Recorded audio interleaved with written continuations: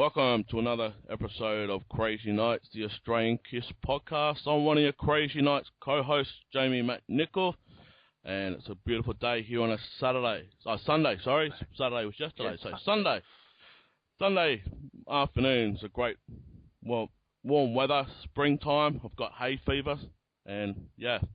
But no, joining me, as always, is my other co-host, David Fowler. How you going, David? Yeah, good, thanks, Jamie. It's a great day here today, actually. Yeah, it's been absolutely beautiful weather, consistent now, and the winter season that's gone. Yep. I've got hay fever, as I always do when the springtime comes around. All the new flowers and grass growing and that. So yeah, you sound like a chipmunk. So it's all good. But no, David, I thought we'd just get straight into the house chores for Krazy Knights. Yep, for sure. We want to say thank you to everyone that has listened to our episodes. The last 4 episodes that we've done has averaged 500 views, and it's just been awesome since we first started. We were lucky to get 100 views when we first started, but this is week 17, and we're 15 numbers off 500 likes on our Facebook page. That's Krazy Knights, the Australian Kiss podcast. We're almost hitting 500. We want to do a milestone. If we can hit that by the end of the month, the 500, that lucky person will get a special gift from both David and I for Krazy Knights. And we want to say thank you to all the people that have supported us since we first started, and commenting, liked us, even sharing their inside stories as well. We had been requested on our Facebook page, David, yesterday to do an episode, and I think you saw that on our wall post. I did. We'll do that at a later stage, Yep, we'll do that. So we want to thank that person just now for that great request that we want to do. Also, go over to our YouTube channel. We've got 46 subscribers now, David. Over 300-something views since we first started with all the episodes. That's another great rally that's going there too. They're jumping on board. They're liking what we do. Yeah. Thanks to everyone who's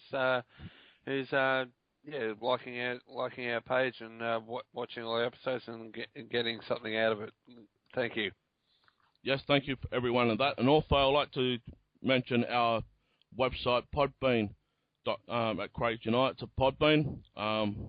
Please go there. We are going to put all the other episodes up. It's just that we hit our monthly data limit, so we're going to pay out another bill. That's got to put our other 500 or so megabytes we can put up, so we're going to do that and put the other episodes up. I have put a bit of a throwback Thursday, David. I put up an earlier episode on our Facebook wall, so fans that haven't seen our earlier episodes, we can just drag them out of our catalogue off YouTube and put them on our wall. So I started that this week. So anyone wants to see our early episodes, please, they're going to be up there on our wall, including our weekly episodes. So you get 2, basically. So that's another new things that we're going to be starting. Also, we've got 2 new things that we have lined up. We want to thank podnet.com, the podcast directory, for picking us up last week. That's going to be distributed around Australia and also overseas. We've got 3 or 4 episodes currently up there, plus a couple of older episodes. Please go to that. Look us up at Krazy Knights. You'll see us in the directory, and just like us, and also share it with your friends. Also, Spreaker.com has picked us up as well. We are going to do a live broadcast probably later this month. So I'm trying things out with that. I'm just trying to get some bit of background knowledge of that. It's a new thing that just came up. So we are going to try it out, and we are going to go live. So we are going to let the fans know what time they need to be up in America, England, overseas as well, and also the time difference here in Australia due to our daylight savings. So, yeah, David, that's another thing that we're going to be doing. Do a live episode now and again using that. Yeah, that'll be good. That'll be good. So, yeah, I think we get all those out of the way at the start, and, thank everyone that jumped on board, and it's awesome. But David, Yep. I think it's time to do a drum roll and introduce this awesome guest. A couple of weeks ago, I mentioned should Kiss do a remastered set again and continue on, probably up to Monster. You were saying, David, to go up to Psycho Circus. Mm-hmm. I did, yep. So I dug deep, and I said, okay, why don't we actually talk to the guy that actually brought the remastered edition set out in the 90s. Around about 98? Yeah, 98, 97, 98, yep. around there. And I said, why don't we go down a little bit deeper and let's go into the catalogue a bit of people that work with Kiss or done something for Kiss. And I said, why don't we get Robert B. Conte to join us, David? And we do have this awesome person all the way from New York, America, who just done a Comic-Con convention as we speak. And we want to welcome Robert to join the Krazy Knights at the round table. How you going, Robert? Hello, gentlemen. How are you? Good, thanks. Yourself? Good. Well, thank you for inviting me to be on the show, and I'm quite flattered, and, I'm here to answer all of your questions. Yeah, well, like I said, Robert, it's just a pleasure to having you join us, and also David's here is also flattered as well. Yep. I mean, who would have thought David here 3 months ago is going to be talking to one of the guys that got together with Kiss and said, let's do a remastered set. That's right. And here we are, and we're just flattered as well, and this all goes back to the Kiss fans. But before we get into that topic of the remastered, I just want to say, how did the Comic-Con convention go for you today at New York? Well, this weekend, the show started on this past Thursday, and it's going through tomorrow. And I've been in the comic book business in one aspect or another for almost 28 years. And this weekend, I'm promoting a reality show I'm working on called Rebuilding Robert, which is a show essentially about myself going through the trials and tribulations of experiencing, high highs and low lows throughout, an average person's life. It's amazing to have had such great experiences as working with, celebrities such as Kiss, but I've also been through a lot of, terrible experiences as well. And it's interesting to see what motivates a person to get themselves out of, any sort of, funk, whether it be financial funk or physical, emotional. There's things that drive me to try to do better in my life. And, I've been very blessed with a lot of the experiences I've had. But I want more. I'm hungry, you see. So, never take no for an answer. Perseverance is a very powerful tool, my friends. So, yeah, definitely. We were very lucky. We passed out, a couple of hundred of promotional T-shirts this weekend. We have a website already called rebuildingrobert.com. And for any Kiss fan that clicks on that and likes it, you're going to get a really nice special surprise when it's ready. And, we'll see. This time next year, we'll be talking about the show, hopefully. Yeah, definitely. And we have Comic-Cons down here in Australia. We had one early this year. We had William Shatner from Star Trek. We had Richard Dean Anderson. We had all those type of people, the Sci-Fi comic book stuff. They all come to Australia now and again. And you're more than welcome to come down for that, Robert, if you want to do it. You're more than welcome. I tell you, I love the idea of being able to travel for a comic convention. For many years, San Diego Comic-Con was considered like the mecca of comic book shows in the country. But I have to tell you, this New York Comic-Con just keeps getting larger and larger. And I'm dying to see what the other, large conventions are throughout the world. So, you know what? I may take you up on that offer. Thank you. No worries. I believe Ace and Richie Scarlett were there as well, I've heard. Oh, nice. I just read that something that they were going to make an appearance at Comic-Con or something to do some signing or something, but... Yeah, I think that was a horror one. Oh, I don't know if sorry. I don't think... Yeah, that was a horror one. Okay. I don't think it was actually a comic one. That was a horror one. Oh, right. Yep. That's the same as Peter Criss. He's doing another monster type of Comic-Con. Yep. Two different things. We know David, you and I know exactly what's going down in between Ace and Peter. Yep. That just won't be in the same room together. They had a massive fallout early this year, but that's not for us. It's only from what the sources have told us. And all credit for Ace and Peter. If it wasn't for them two, Kiss wouldn't be here. But unfortunately, they chose not to do certain things. They're entitled to do that. So if they want to sign at different conventions, let them do that. Yep. They're making money. Yeah. They do that. But let's focus on the positive, Yep. shall we? Exactly. Back in 98, well, not 98, Robert, but before that, you were approached by Kiss about the Remastered edition. I'd like to ask you, how did all that came for you firsthand before they even announced it to yourself? Well, it's interesting. I wouldn't say that the band approached me about the remasters. I would say I was pretty much begging them to let me do the remaster. And every opportunity I possibly could. What had happened? The very first, when I was still a teenager, I was only about 19 years old. I had written a comic book that was published by Rock and Roll Comics, and it was written about Kiss. It was Rock and Roll Comics number 9, and it came out in either December of '89 or January of 1990. And, I did this out of labor of love for the band. I had been a fan for many, many years. And, the Kiss machine got wind that we did this black and white, unauthorized comic book. And, they weren't coming after us, but, they acknowledged that they knew about it. And, later on, Kiss had actually worked with Revolutionary Comics, the publisher of that book, on the Kiss Prehistory comics, and then a couple of Hard Rock comic specials, as I remember. But I had introduced myself to Kiss's then manager, a fellow by the name of Larry Mazer, and he preceded Doc McGee.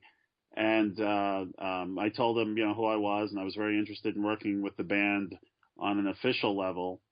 And he was kind enough to invite me to the Ritz show that preceded the release of Revenge. And all of a sudden I found myself on the side of the stage, actually standing next to Gene's mother, Florence, and seeing from Gene's point of view on the stage, a concert that I just thought was absolutely amazing. If I'm correct, it was the first time that Unholy and Take It Off were performed live in front of a crowd. And after the show, after the show, Larry and another fellow by the name of Nick Karras, who I believe was VP of marketing, he was involved with Polygram on some level. They had introduced me to Gene and Paul, and I showed him my comic book and got a picture of Gene with me holding the comic book, and he goes sarcastically, "My, what an original idea." And he walked away. And most people know that Kiss had comic books published in the late '70s, so it was a little jab at me for that. I kind of said, okay, well, at first you don't succeed, try again. After Alive 3 was released, Kiss did a signing at Tower Records in Carl Place on Long Island. And I had contacted Larry Mazer's office and requested that I get another 5 minutes with the band if all possible. So he said, no guarantees, but come down. So I did. And after the signing was over, I had handed Gene a report that was about 50 pages long. It might have been a little bit more than that, of all the mistakes that were in the current catalog as is. Basically, after Casablanca was taken over by Polygram, the way the catalog was treated, or a better term, mistreated, was just something that it totally blew my mind. I mean, I was buying the Kiss records from when the Casablanca originals were still available on the market, and then when these Polygram reissues started coming out, I mean, there was just for instance, Dynasty, they stopped including the poster and the order forms for the merchandise, the special graphic that was on the vinyl. just became the standard Casablanca logo. Various things like that were very annoying. Like the Hard in Hell album cover didn't have that silver finish on it anymore. It was all these different things where it just seemed like the quality control just went downhill, Mm-hmm. But the straw that broke the camel's back was I had purchased a copy of the first Kiss album, a brand new edition, that was released with the Polygram logo on it, next to the Casablanca logo. And lo and behold, the second track, Nothing to Lose, wasn't the original studio version. It was a version taken from Alive. Could you imagine that? You're sitting there listening to Strutter, then all of a sudden, like, the Alive version of Nothing to Lose fades in. You're like, what in the world? And I remember calling Polygram, Mercury Polygram, the next day, and they passed me off to person A, person B, person C, and eventually they said to me, well, you know what? This is really a problem with Sterling Sound. You need to call them and talk to a guy named Ted Jensen. And I said, oh, you've got to be kidding me. So imagine having to go through all that rigmarole, finally getting in touch with Ted Jensen. Of course, he didn't want to hear anything about it, unfortunately. But Gene, to his credit, took my report quite seriously, and he was just dumbfounded that there were just so many mistakes in all the albums up to that point. So he had contacted me a little later and offered me an opportunity to work with Tommy Thayer on the Unplugged Kiss Convention tour. Mm-hmm. And that was kind of an informal first official work I had with the band. That was pretty exciting. But you were mentioning the comic book in the 70s. I was just recently in a comic book 2 days ago, and they were saying something about the red ink was accidentally passed on to another comic book. It wasn't even a Kiss comic book. This is he's a Kiss fan himself, this guy that owns the comic book shop down here in Adelaide. He was saying something about the vial. After they had the photo taken of them pouring their blood into the red ink, that print plant, or that print, went to not only did it make for the 77 Marvel comic book, but it also created another comic book. Maybe that's a rumor, we don't know. I will investigate it, David. Yep. About that, but this is something that I just found out recently, that the red paint, or the red blood, vial blood, wasn't actually in the Marvel comic book. It was in another comic book that did a absolute malfunction. Oh my goodness. Wow. So theoretically, the Archie comic that came out that month might have the blood in it instead. Yeah, the Kiss blood. Wow. Wow. Yeah, and this only came out on Friday. I only got told this just 2 days ago at the comic book store. He's a massive Kiss fan himself, and I have found one 77 Marvel comic book I am going to get. I have found one, and yeah, it may not exactly have the red blood in it, even though it says it, but may not. But who knows? I have to tell you, when I look back at that footage of each member pouring one vial of blood into the red ink, I said to myself, the DNA has to be so spread out over millions of copies. I'm not even quite sure you could extract any DNA out of any comic book. No, I don't think you'd be able to. But so when the technology gets so good we can actually start to clone people, then you can, clone Gene's DNA out of the comic book and make your very own Gene Simmons. Look at that. Maybe DNA. Maybe then Kiss would be able to live on forever then if you could clone them. Well, don't forget, you'll have to pay a licensing fee for the cloning rights, so you got to keep that in mind. Oh, that's right. Before we continue on, David, talk about getting a clone from Gene. Do you see that chewing gum that was put up on eBay just recently from England? It's got some. What in the world would you pay over $200,000 just for a piece of chewing gum? Yeah, but they got his DNA. I know, I can understand that, but chewing gum. But how It do means you authenticate that it was actually Gene chewing the gum? That's the question. Exactly. That's it. That's it. And I mean, it's not like you're walking past with a paper cup in your hand. Today, Gene, you want to pit in this cup for me, please? Yeah, I got his DNA. I'll sell it on eBay.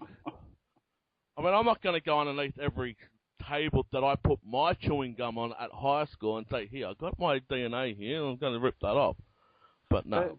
Well, anyway. Back to the remasters. Was there, because it only went up to Krazy Knights, was there any talk of it remastering, say, Revenge, Alive 3 and all that at the time, or was it just only going to go up to that catalogue, that part of the catalogue?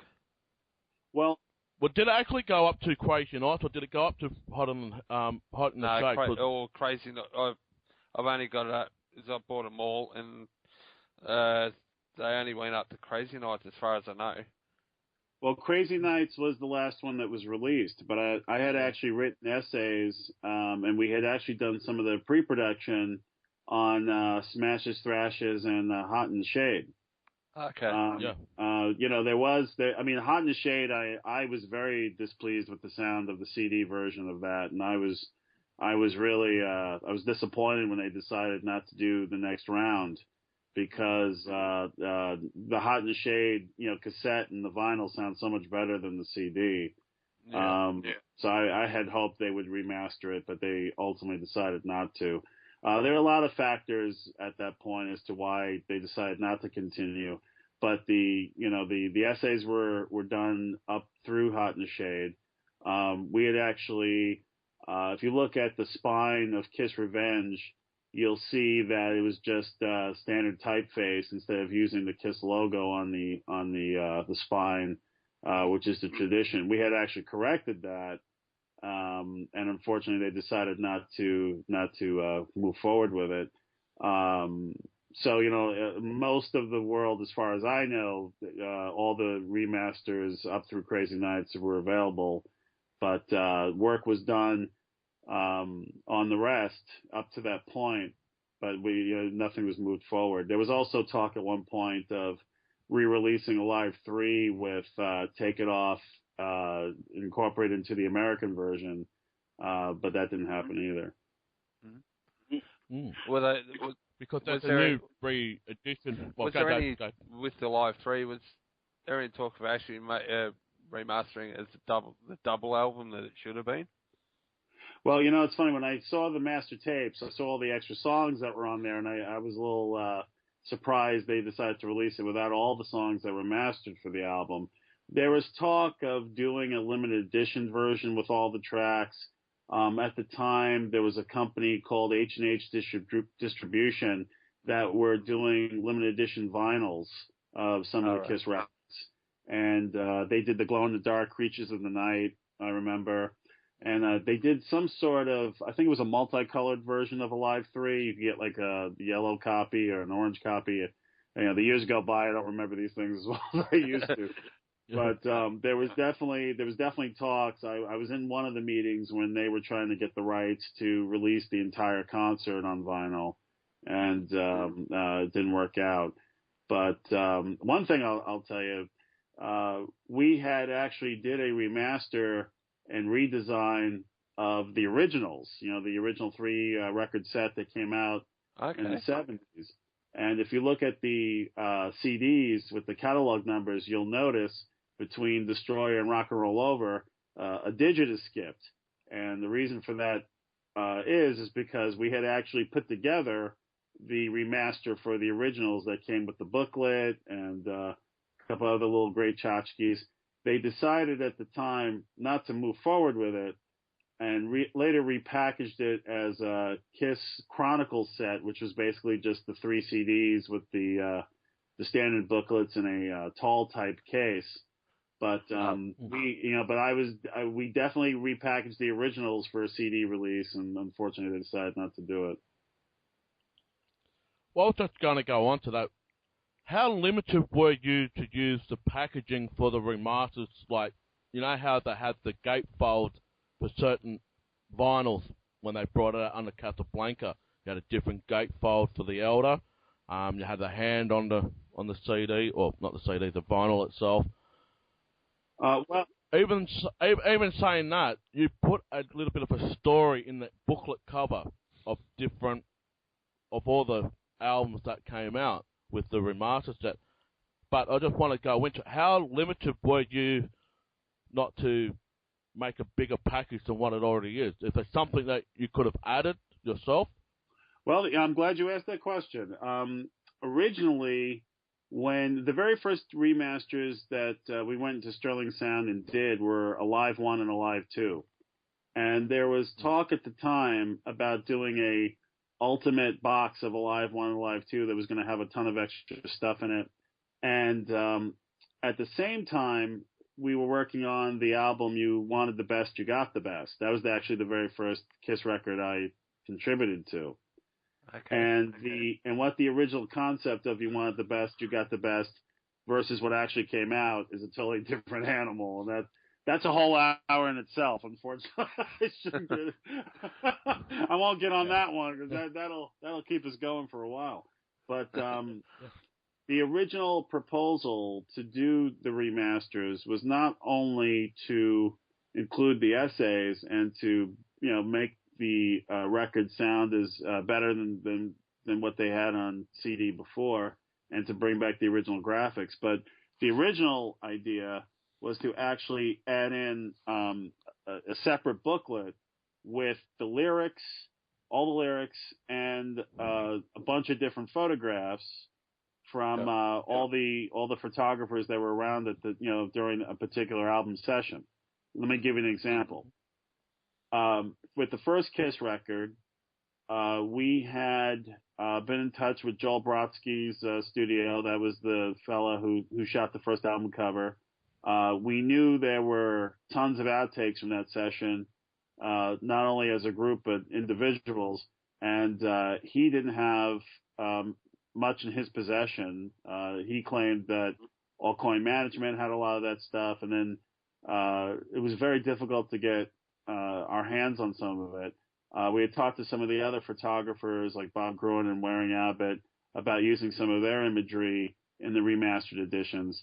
And unfortunately, before you know it, the budget of these things just skyrocketed through the roof. Now, you wanted the best, you got the best, didn't do as well commercially as Mercury had hoped it would. So the idea of doing these, super deluxe packaged versions of the remasters didn't see the light of day. Fortunately, I have these on an archive somewhere. We did design Kiss, Hotter Than Hell, and Dress to Kill as if they were going to be bonus packs, deluxe bonus packs that had included a lot of the original photography of that particular era, like some of the outtakes. For instance, like Dress to Kill, some of the outtakes on West 23rd Street, that Bob Gruen shot. With Higher Than Hell, a lot of the extra stuff that Norman Seeff shot. I had this whole big paragraph about, half of Ace's face only being painted because of the car accident, and then how there was subsequent photos, with his face totally made up. I mean, it was really what I had hoped to have been, the ultimate remasters for the ultimate Kiss connoisseur.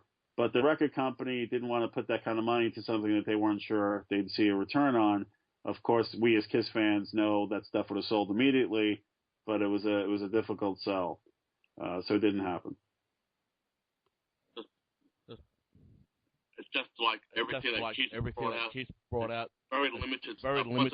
Once it goes, it goes. It was my belief if we did 1,000 or 2,500 of each of those remasters as bonus deluxe packs with not only were we going to include the photos and the liner notes.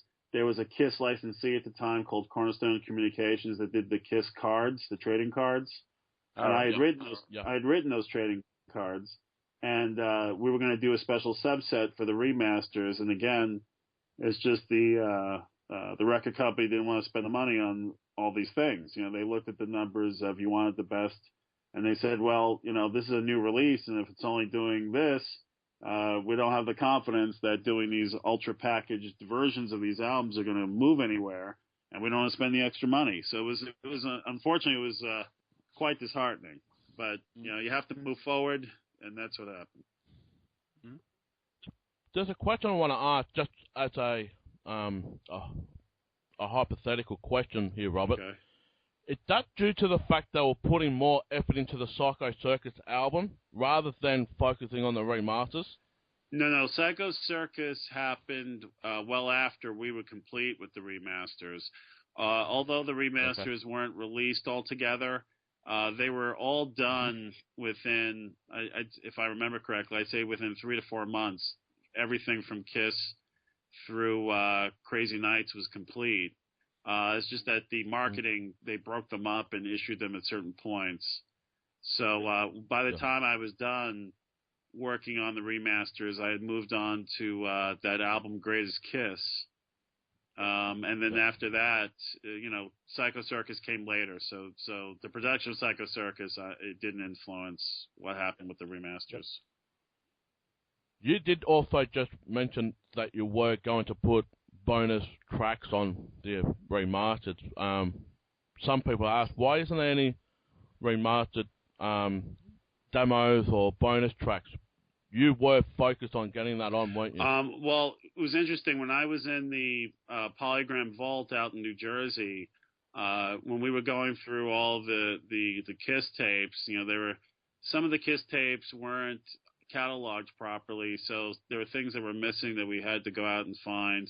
But during the locating these tapes, we found some really amazing stuff, which I was in touch with Gene and Paul regularly on what we found, and when we did find things, 9 times out of 10 they wanted me to FedEx the tapes to Los Angeles, and then I had to get permission from Mercury to do that.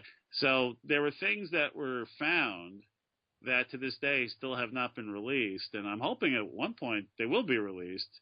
I was very pleased. One of the things we found back in '96, early '97, was the 45 RPM, the singles versions of some of these songs, like Nothing to Lose and Detroit Rock City, which has the car crash in the middle of the song instead of the end.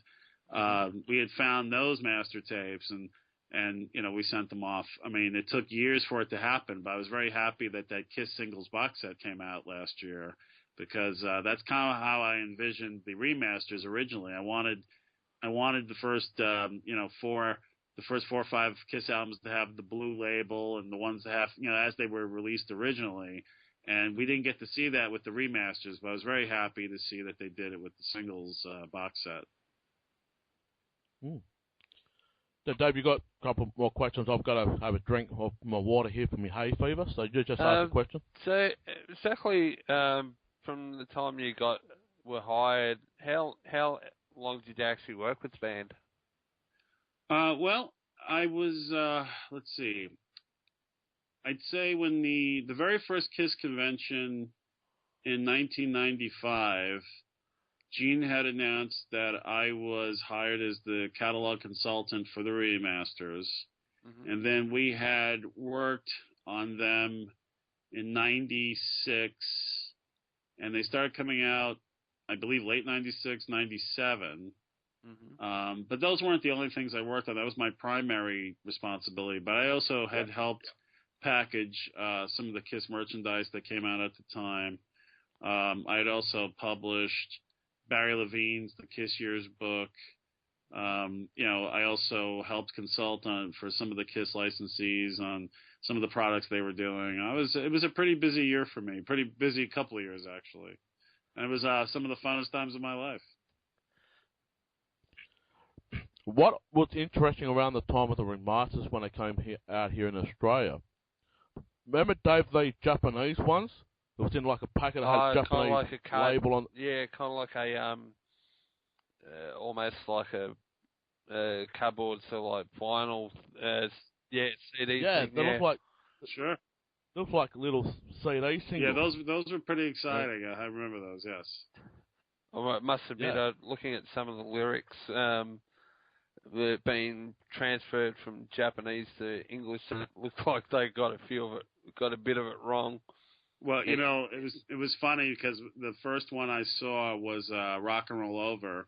Yeah. And when I pulled out the little flyer that was inside, all my liner notes were transcribed in Japanese, and it was just great to see, my words written in Japanese at the end. Robert V. Conte. Yeah. And they didn't actually do the whole lot either, did they, Dave? They only did a certain amount of the. I think more of the 70s album, like the first 6 albums. Yeah, the first one I saw was Hotter Than Hell and Dynasty, and then I saw the other ones come out, and I'm saying, why has this got Japanese writing on it? And yeah, it came out at the same time as the remasters, and it was only a certain amount that was made. I think they did Destroyer and all that as well. I think that was the one I had. And I remember reading the lyrics to God of Thunder and thinking, that doesn't sound right.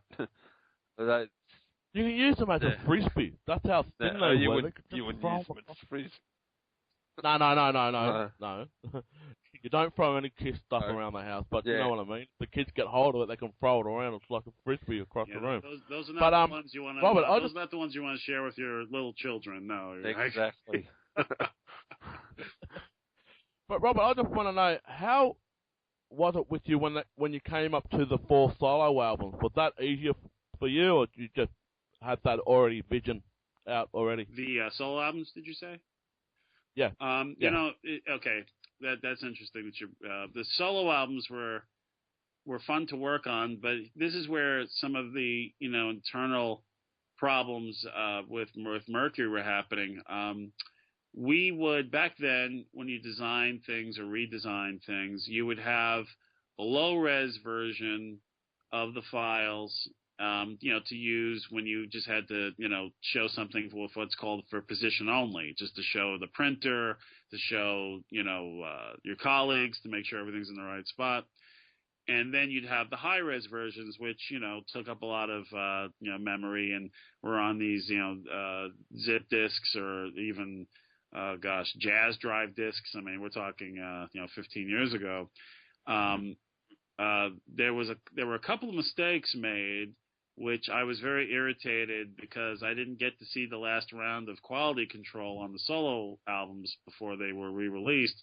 So the Gene Simmons one, sadly, when you look at that reproduced art, that was not the high-res version of that art that was printed. It was actually the low-res version because someone forgot to update the files. And, it was stuff like that was very, very irritating. And I consider myself a meticulous control freak. So, for me to see those in print was really upsetting. Now, fortunately, some of the foreign markets had realized that the files they received were not the correct high-res version. So they fixed it before it came out. But the American ones, unfortunately, they that one and a couple of other records did not use the versions that were cleaned up and it's unfortunate that happens. But sometimes you have too many chefs in the kitchen, your soup goes stale, and that's what happened there. And you weren't aware that some countries only had a certain album up to, like some went up to Krazy Knights, some went up to Creatures of the Night, some went elsewhere. Were you aware of that? I was not aware of that until you brought it to my attention.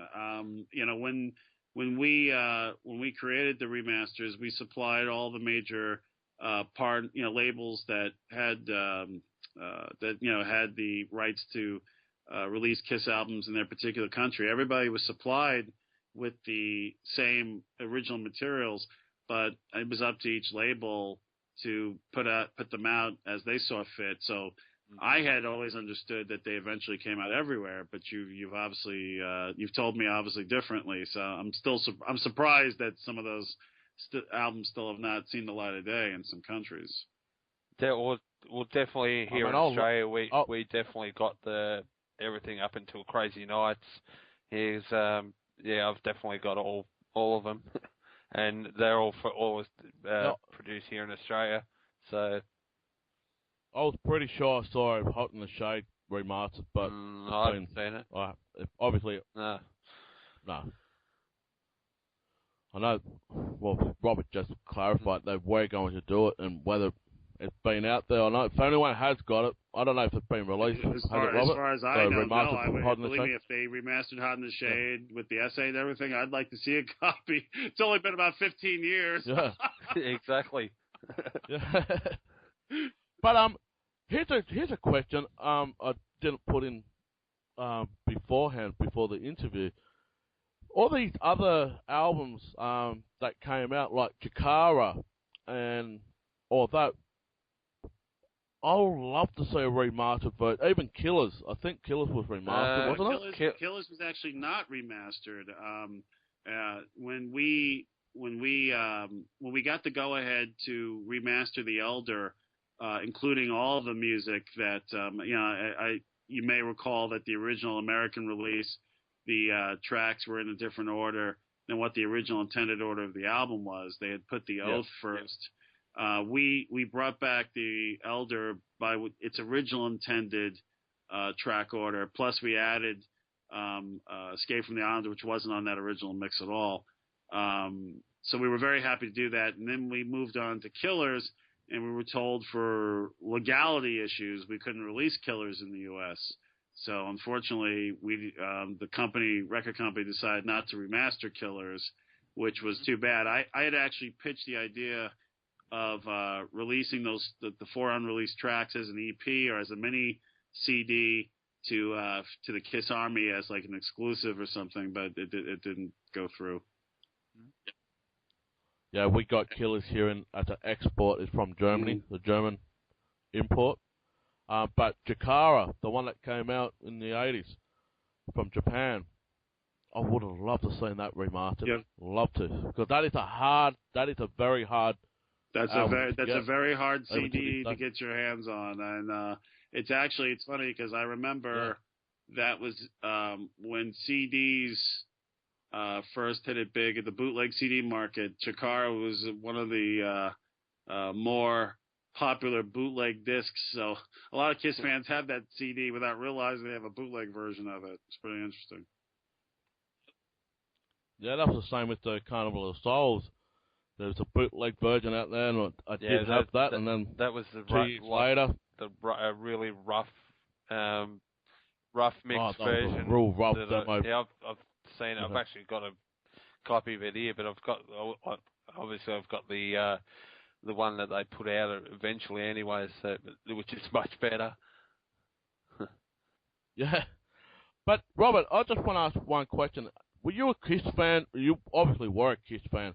But I'd like to know, how did Kiss influence your life before you got into the work you got into? Oh, well, Kiss, listening to Kiss music and buying the Kiss merchandise, I was the perfect age for it. I was about 8 years old when all the Kiss the original, wave of Kiss merchandise hit the stores. I remember seeing the Kiss Halloween costumes, and I remember buying the Kiss Dunruss bubblegum cards.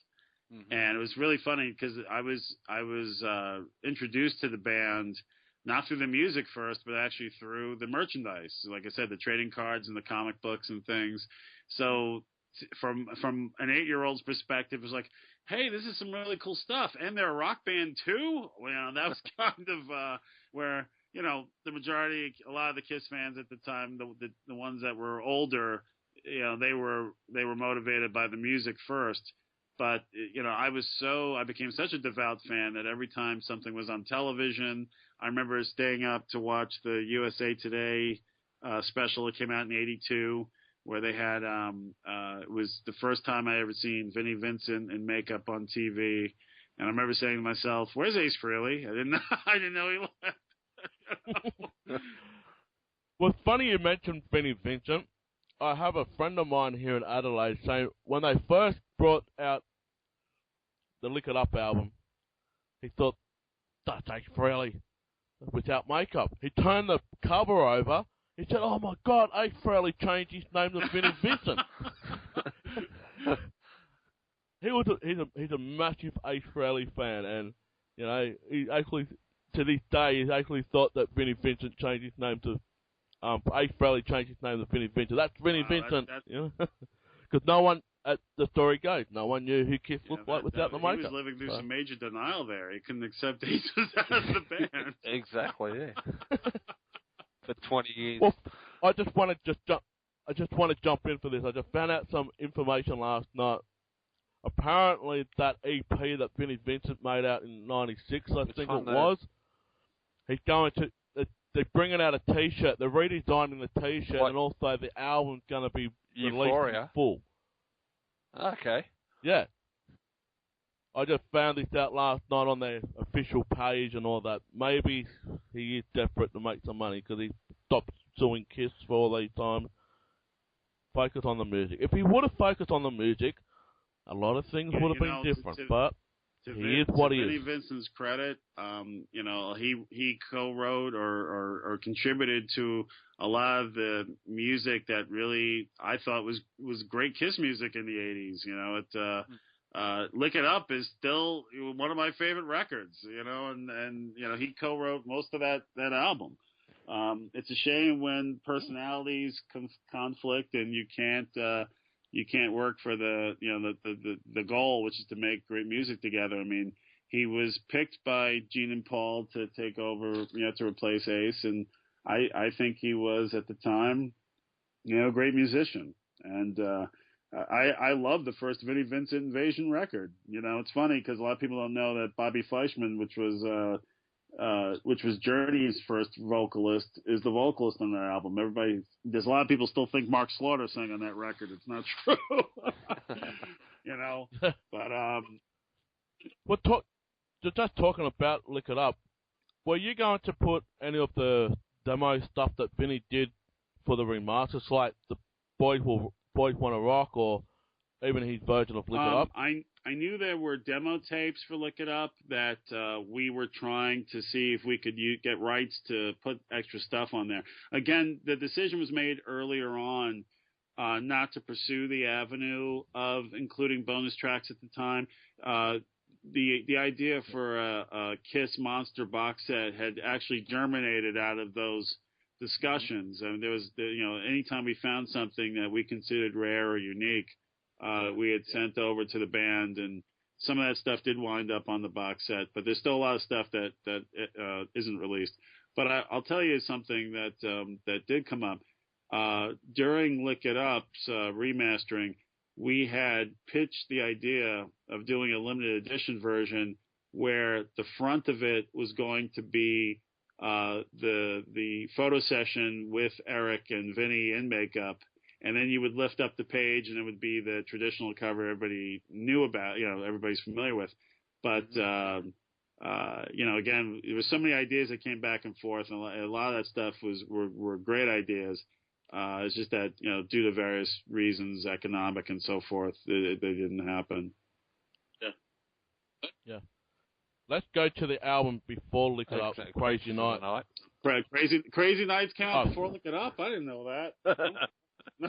Well, it depends what version I don't know. It depends what version you're getting. You got the Bruce Kulick version that came out in '84, '86, well, whatever it was. Krazy Knights came out in '94. You know? Where was it? Sorry, it's my hay fever. Don't worry about it. No, 84. No, I want to talk about Krazy. I don't know. I'll pick it up. Leave me alone. No. Creatures of the Night. Well, you only just remastered just the one with the Bruce Kulick cover. No, the entire album was remastered to its original intended sound, and then we replaced the secondary cover with the original cover art with makeup, and that's actually one of the remasters I'm proudest of. I mean, the sound of that album is just amazing. It sounds like it was recorded yesterday. I mean, I just love playing that record, I tell you. Well, funny you say that. It was an awesome record, but the tour. Well, that's a different story. The drums really came out on the remasters, I must say, of that album. Oh, let me tell you, there were some remasters that were such a delight to work on, and that one definitely sticks out in my mind just because, imagine being at a console in Sterling Sound in New York City, having that album just blast at the highest possible level you could hear it without, blowing out your eardrums. Right. What an amazing experience, and that was the way the album was meant to be heard, and I'm glad to have been part of that. It was interesting throughout the remastering process which albums needed some minor help and ones that needed major help, and even with the preservation of the actual original tapes, the first album, the quality of the actual mastering tapes were in almost perfect condition, as if you had bought the tape yesterday, as opposed to 1973. It was recorded on Scotch brand tape, and like I said, almost pristine mint condition. Hotter Than Hell, on the other hand, when we opened up that box, tape flakes were all over the place. I couldn't believe it. It was mastered on an Ampex tape brand, and it was just terrible quality. The engineers had to come in and do what's called baking the tapes, which is literally putting the tape in an oven for hours to bring whatever's life is left into it out. Fortunately, everything got transferred to DAT tape, and everything's been perfectly preserved.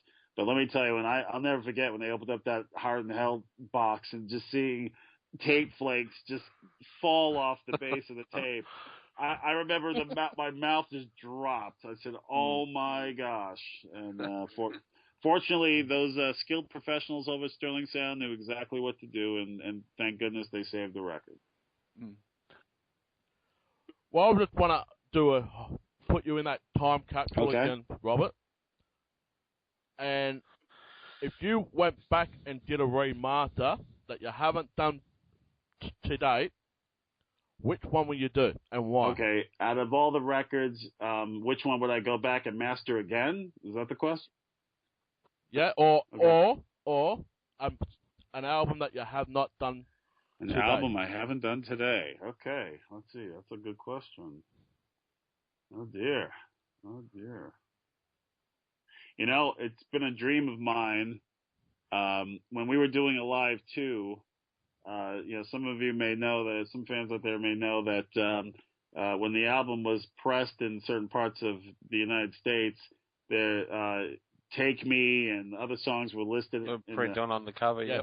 Right. Let me tell you, that was what I was hoping to do with the live 2, and unfortunately we couldn't work it out. But if I had my choice, that would have been a great thing to do, to have included those missing tracks. So I guess that would be my first choice. My other choice would have been to put out You Wanted the Best You Got, the best the way I thought it was going to come out, but like I said, that's a different story for another day. The album that I would pull the album that's been out that to redo again, it had to be Carnival of Souls.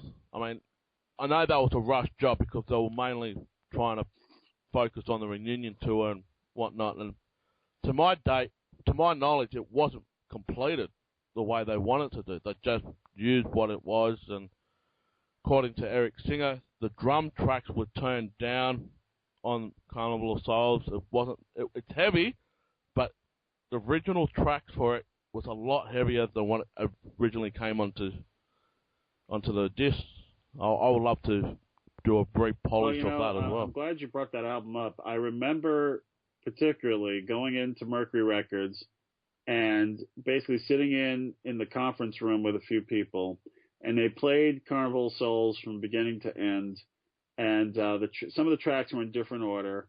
But I remember distinctly listening to this record, being all excited for it, saying, "Oh my gosh, this is going to be great when it hits the market," and being told, "Well, actually, we're not going to release it because this is not the old Kiss. This is the new Kiss, and they want it on the shelf for now." And I remember thinking that was a mistake, because it would have been, even though the lineup wasn't the same, to have put out that record in 1996 or 97 when it was done, I thought that record would have been more commercially successful. I really did, especially with the album art they had originally intended, which didn't have the band on the cover. It was like this. It was like this fiery skull character. So it wouldn't have. I think Kiss fans that were interested in the reunion tour who may have picked up the record, I mean, it may have caused a little confusion, but I think that record came out much later than it should have, and it didn't do as well because of it. Yeah. Just one question, and I'll pass it today before we wrap it up. With the synchronizers for Unity and Unmasked, were you... That's another hypothetical question. Were you thinking about taking those disco-ish feel out of it, or do you just want to keep the original feel the way it was? Like, what I mean by that, to polish the album up, were you going to take anything away from the album to put something new in, or just left it? Oh, no. What the intent of doing a remastered version of an album is basically to take what was done and, take the final mix that was intended by the producer and approved by the band and the label, and release it that way. So it was really just a difference of sound quality that was what we were trying to improve. We weren't trying to remix the albums at all. That's a very different thing. What would have been great would have been to have heard, again, to have a bonus disc or maybe put 2 or 3 bonus tracks at the end of each record, showing different, listening different mixes or so on. That wasn't in the plan at the time. I recently heard there was talk about, remastering and repackaging some of these albums again, which would be interesting. And I would hope if they do that they certainly include some bonus material, some demo material, because a lot of that stuff's been floating out there in bootleg world for years. And it'd be great to actually hear some of this stuff the way the band had originally intended it and recorded it. Yeah, Tommy Thayer was saying at the New Jersey Kids Expo that there'll be a deluxe edition next year for Love Gun with bonus material, probably even some live material for that album or that tour, like Love Gun tour. Well, if it's material that has been previously unreleased, that's a very exciting thing. If it's just an audio version of some of the concerts that have been floating out there for years, I'm not too excited. Well, can we ask you one question about that Love Gun? Do you know anything about the Eddie Van Halen or the Van Halen brothers doing the demo, or played a couple of songs on the Love Gun album? I was honored to have been a guest at Gene's house one time when we first started working together, and he had played me bits and pieces of Love Gun songs that he had told me at the time the Van Halen brothers had contributed to, and I thought that was very exciting news. But that was back in 1994, and I know the box set came out in 2002ish. And so, at least one of those songs was on there, if I remember correctly. But, it would be if I remember correctly, I could be totally wrong, but that's the one thing as you get to be an old man like me, you start to forget stuff. I think from what I heard, I think they wanted to put it on or something, but because of the legalities, probably with Warner Brothers at the time, which Van Halen were with. They couldn't be on or something? That Warner Brothers didn't want them on?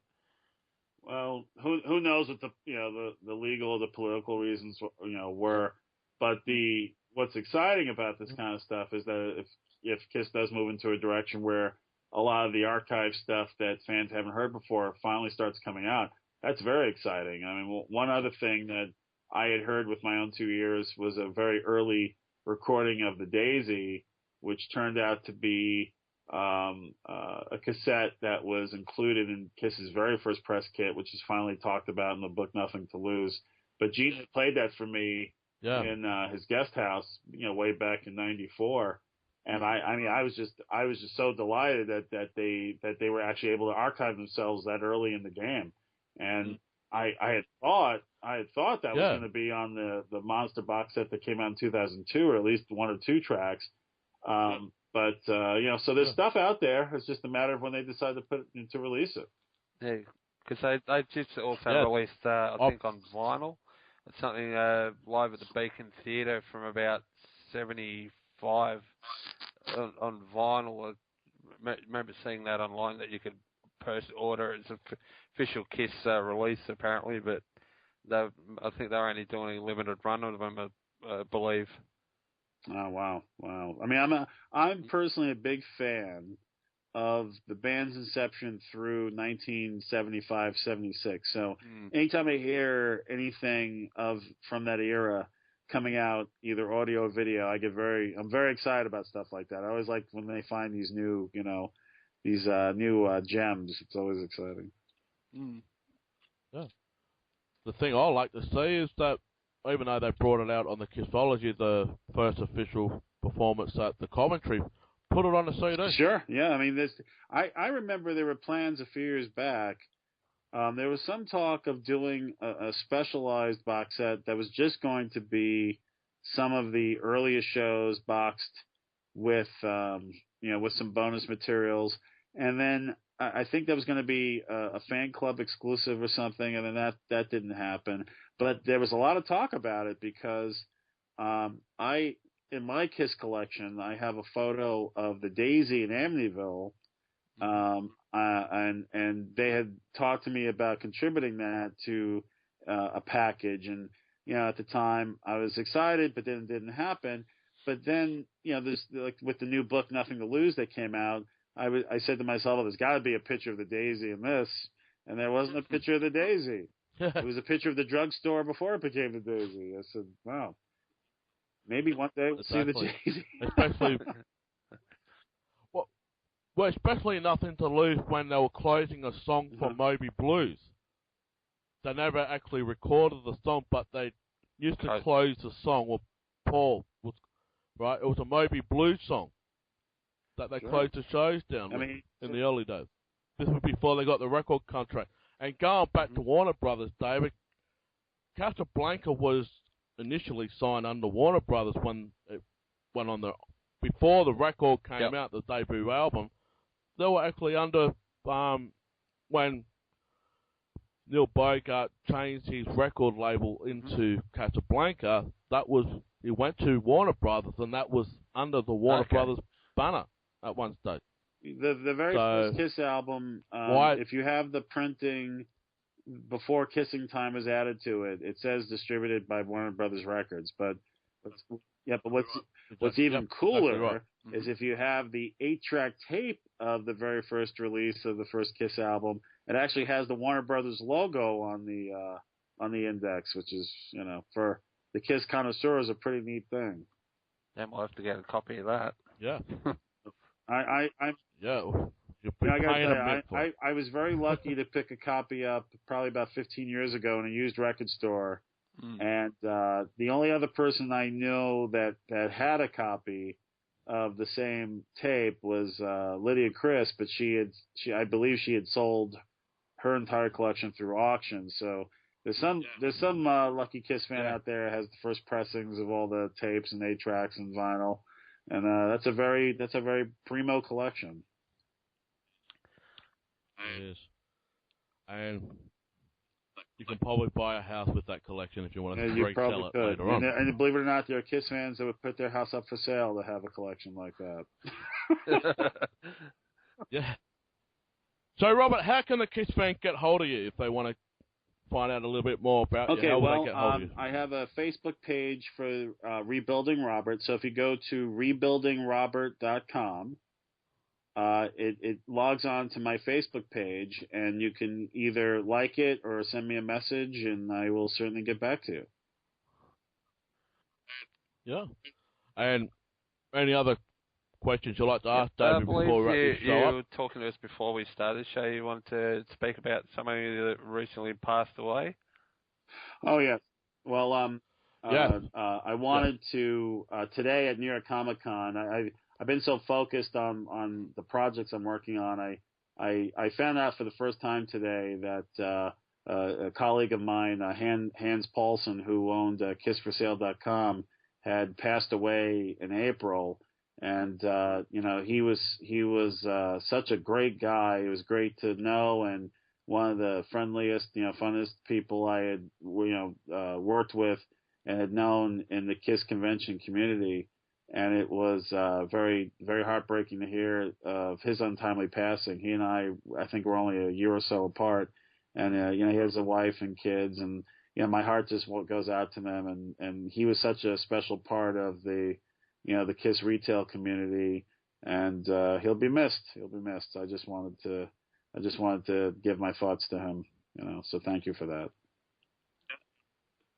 Yeah, and also, David, we have a special request to pass our condolences on to the family of Tom Hale, who was a mighty KISS soldier and passed away a couple of weeks ago now. Hans was a really nice guy and a big soldier in the KISS Army. So, fails you, Tom, and hope you're happy up there in heaven, mate. Yep. And just want to say this, David. We want to give the fans the opportunity to create a 30-second video promo for us. If you're into that type of design, use a Krazy Knights type of theme, and a crossover between Krazy Knights and Revenge. Do like a bit of a mix and match, and be Australian as well. You can put a bit of Australia technology in it. If you'd like to do a promo for us, we can add the voiceovers later on, but that's something the fans can decide to do. Also, T-shirts. We made a design up. They are going to print. We're only going to do a small number first, so you guys can actually see what it looks like. Then you can put the order in. Once we get that out, we'll let the fans know how to order them and how to pay for them. And all the money is not going into our pocket, going into the production for this podcast. We've got to pay. We've got to buy a monthly fee for Skype. We've got to buy a monthly fee for our website and all that type of jazz. So all the money that gets raised for the T-shirt goes back into the podcast production side of it. Also, David, I believe there's a big announcement that came out early this week, and KISS could be coming back to Australia next year. An article in Geelong Advertiser that I believe the Geelong to cancel, and I think the Geelong Football Club isn't it, Jamie? Yeah. Yeah, they're trying to get KISS to be the first band to play at Simmons Stadium in Geelong. And all you bloody Geelong supporters can go and get it. No, I'm only joking. Be the first band to play there since the renovations at the ground with the lights and all that. So they want to start having rock concerts there now, and they want KISS to be the first band to play there. So let's hope it happens. Yeah, and just to say this, nothing's confirmed yet. When it's confirmed, go to it'll be on kissonline.com. Also, fans, go to our Krazy Knights Facebook page. You'll see David and myself and our producer for this podcast. We're all there. Ask us a question. We'll give you an answer. We'll love some interaction happening there. Also, go to our Facebook, not just our Facebook, but you can go to our Facebook private page if they want to ask us personal questions. Go to our YouTube channel, Krazy Knights 1. All our episodes are up there.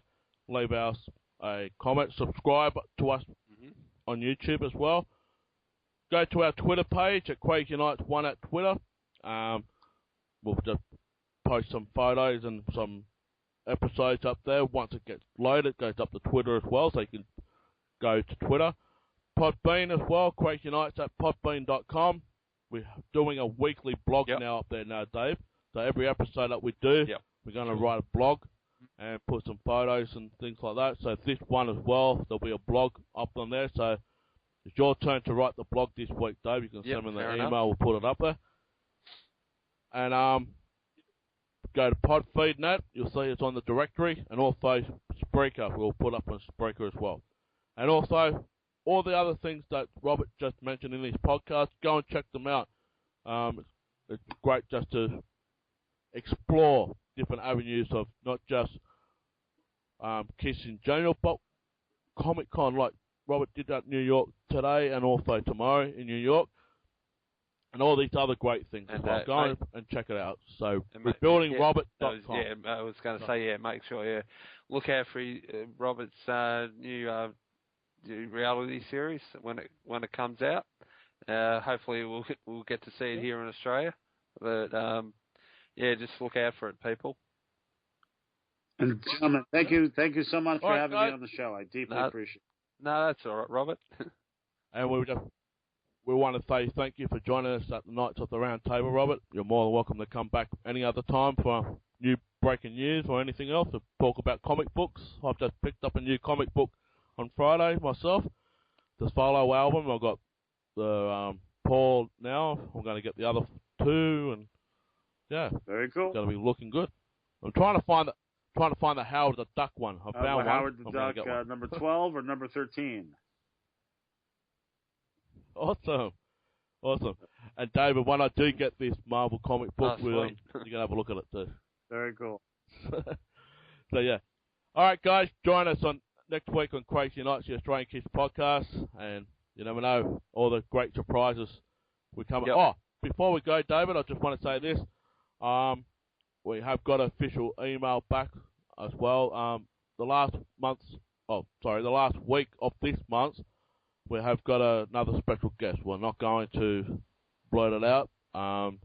We've got to keep this one under wraps. So there'll be a big special guest for the last week of this month. Yep. So definitely, keep it under wraps. All right, guys. We've got to keep cruising. Robert's been an absolute pleasure. And David, it's been an awesome day talking to you. Guys. You too, Rob. All right, take care. You too. All right, guys. All right. Catch you next week.